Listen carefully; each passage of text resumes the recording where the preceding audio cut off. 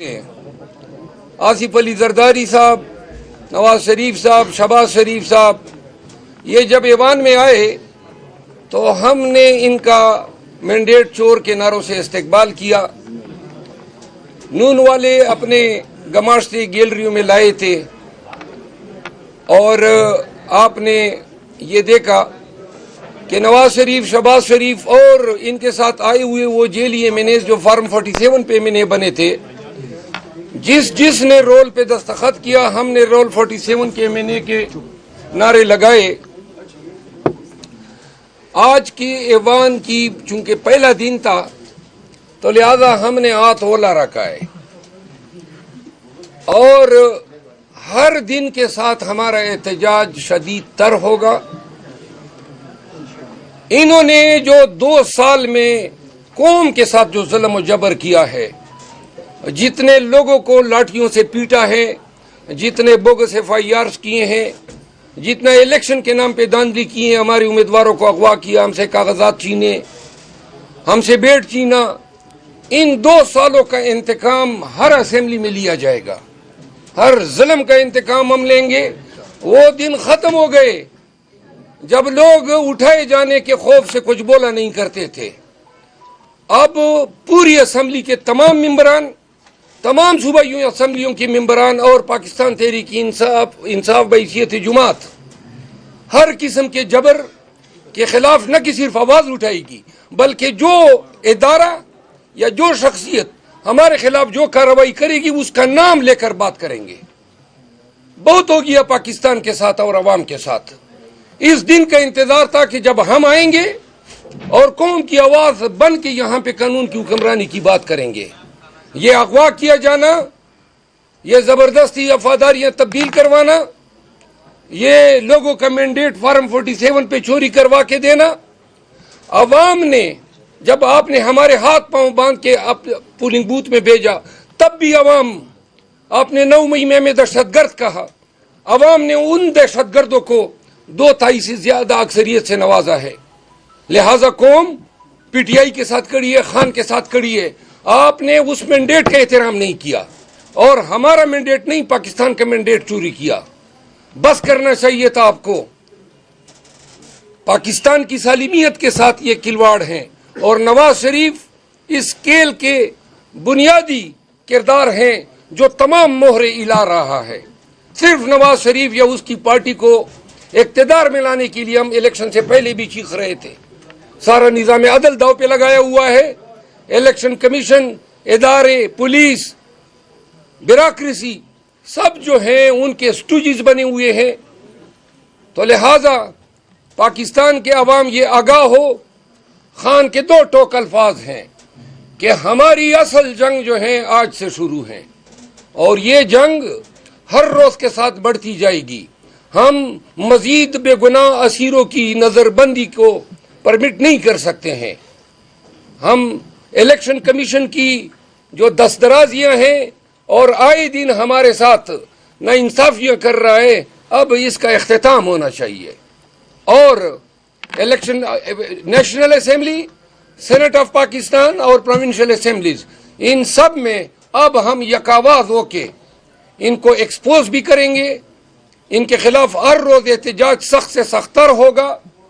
अब हम ऐवान में जब भी जाएंगे तो तमाम नताइज की परवाह किए बगैर, कोई हमारे साथ लड़ना चाहता है तो आज़ाद है।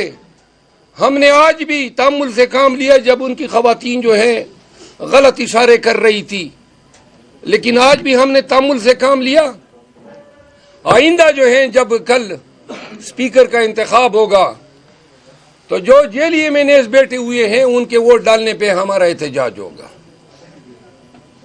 पाकिस्तान तहरीक इंसाफ के तमाम वर्कर्स को मैं कहना चाहता हूं कि जिस तरह आपकी क़ियादत बिल्कुल सामने आ गई है, अब आप भी डट के निकल जाएं अपने झंडे के साथ, खान के अलम के साथ, पूरी दलेरी और जुर्रत के साथ, क्योंकि अब क़ियादत आपकी हर मदद के लिए हर जिले, गांव टाउन और तहसील में मौजूद रहेगी। मनोहर साहब ये बताएं, आपने जिसके खिलाफ एहतजाज करना है, मियां नवाज शरीफ 4 साल खुद जिला वतनी काट गया है, उनको भी इक़्तिदार से निकाला।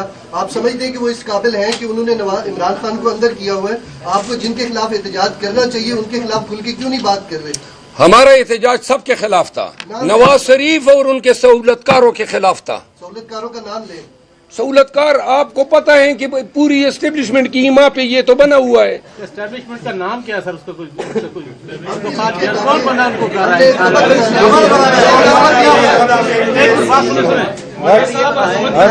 एक मिनट, आपका नाम क्या है? शेख मंजूर है। शेख मंजूर अहमद, कोई आप उनको कुछ भी कह दें, लेकिन एस्टेब्लिशमेंट की इस्तेलाह इस्तेमाल होती हैं उन ताकतों के लिए जो गैर कानूनी तौर पे अपना एक रोल इज्यूम किए हुए हैं और पाकिस्तान की बागडोर हिला रहे हैं। आपको यहाँ पे पार्लियामान में बहुत भारी भरकम मैंडेट देकर अवाम ने भेजा है, तो आपकी जो आपने अपना पूरा प्लान बताया इस वक्त, उसमें तो सिर्फ ये है कि आप सिर्फ असम्बली में एहतजाज करेंगे और चले जाएंगे। क्या अवाम के लिए वहाँ कोई काम भी करेंगे या सिर्फ एहतजाज शोर शराबा करके बात चले जाएंगे? इसी को सेकंड करूंगा सर कि 22 करोड़ 25 करोड़ अवाम की इज्तिमाई दानिशगाह है और यहाँ से जो भी निकलता है या तख्ता-ए-दार पर जाता है या अडियाला जाता है। क्या किसी एक नुक्ते के ऊपर आप सब लोग मुत्तफिक हो सकते हैं? जितने तख्ता-ए-दार पे गए हैं और अडियाला गए हैं, बहैसियत एक कानूनदान के मैं इन सब की मजम्मत करता हूँ।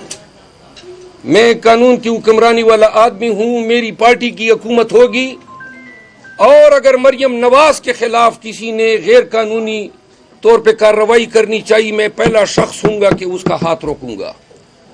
कत्यान इसकी इजाजत हम नहीं दे सकते हैं कि वो पुराने अदवार के असबाक दोहराए जाए कि जब किसी के साथ हीरोइन नाजायज डाला जाता था, किसी के मियाँ बीवी के दरवाजे तोड़े जाते थे। हम कानूनदान हैं, हम पीटीआई के साथ, खान के साथ कानून की हुक्मरानी के लिए खड़े हैं।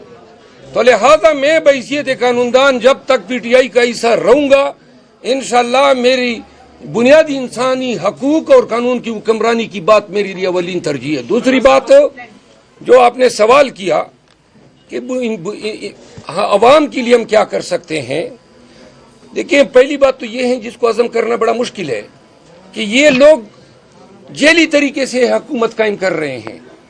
अल्लाह हाजिर नाज़िर हैं, पूरे इलेक्शन कमीशन में पूरे मुल्क में इंटरनेशनल मीडिया के सामने हम अपने फॉर्म 45 लाए। कभी आपने एक दफा भी सुना कि हमजा अपना फॉर्म 45 लाया हो, नवाज शरीफ अपना फॉर्म 45 लाया हो? जितने जेली तौर पे मुंतखब, अतः कि मरियम नवाज जो कि हार चुकी हैं सूबाई असम्बली की सीट लेकिन वजीर आला बन गई है।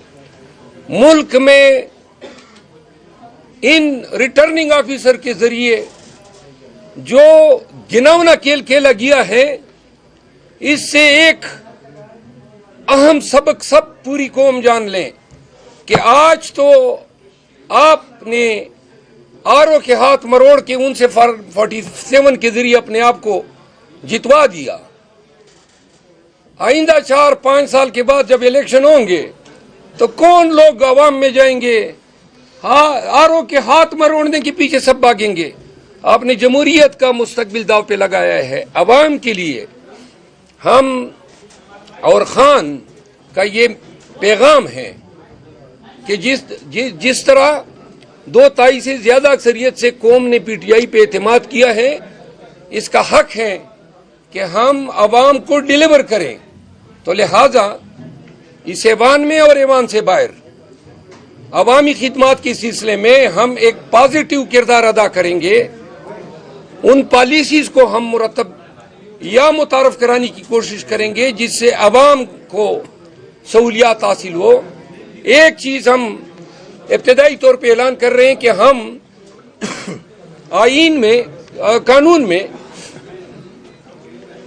ऐसे फौजदारी और ज़ाब्ते फौजदारी के ऐसे अमेंडमेंट्स ला रहे हैं जिसके जरिए, जरा खामोश हो जाए, जिसके जरिए आर्बिट्रेरी अरेस्ट, लोगों को बगैर वारंट के अरेस्ट किया जाना, तफ्तीश के लिए फिजिकली हाजिर होना या डिजिटल या साइबर प्रेजेंस को कबूल करना, ये चीजें हम इंशाअल्लाह तरमीमी बिल के जरिए मुतारफ कराएंगे। जल्दी आपको नजर आ जाएगी कि हमारी केपी में असली है इधर और पंजाब में जेली होगी।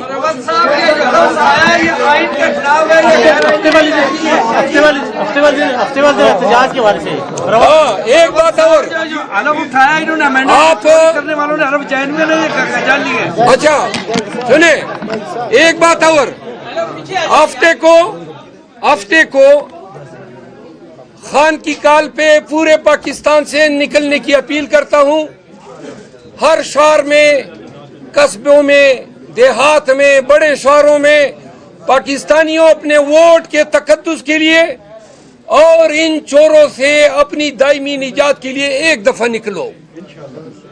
हफ्ते के दिन मैं इस्लामाबाद में एहतजाज की क़ियादत करूंगा। F9 पार्क के G9 वाले दरवाजे की जानिब, वहां पे हम इकट्ठे होंगे। इस्लामाबाद के तमाम फैमिली से, पिंडी के सकूनतियों से सबसे इस्तदा है कि 11:30 बजे F9 पार्क का वो दरवाजा जो G9 की तरफ है वहां पे आए। इंशाल्लाह रैली की क़ियादत करते हुए हम प्रेस क्लब आएंगे।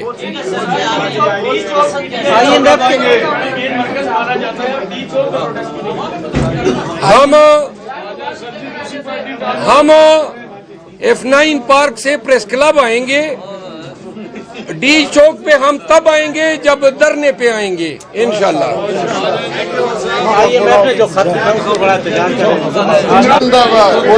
आज पाकिस्तान तहरीक इंसाफ के MNAs ने नेशनल असेंबली में हल्फ उठाया है, लेकिन हल्फ उठाने से कबल जो सबसे पहला काम हमने किया है वो हमने पाकिस्तान में कानून की हुक्मरानी की बदतरीन पामालियाँ, बानी चेयरमैन PTI इमरान खान और सियासी असीरान की नाजायज़ नज़रबंदी और सबसे बढ़कर पाकिस्तान की तारीख की सबसे बड़े मैंडेट पे सबसे बड़े डाके के खिलाफ हमने एहतजाज किया।